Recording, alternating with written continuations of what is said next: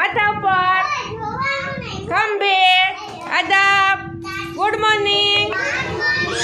જો આજે આપણે ગામડામાં શું હોય તો વાડી ખેતર હોય ને, કૂવો એવું બધું હોય ખેતરમાં.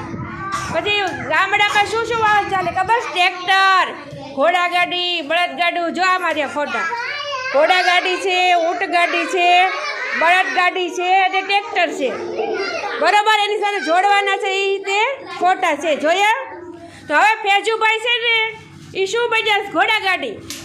હા તો ચાલો ફેજુભાઈ ઘોડાગાડી ચલાવો. હા, તબડક તબડક તો અવાજ આવતો નથી. કરો ચાલો, સરસ. આવો આવો, તબડક તબડક, સરસ. હવે રહેમાનભાઈ શું બન્યા છે?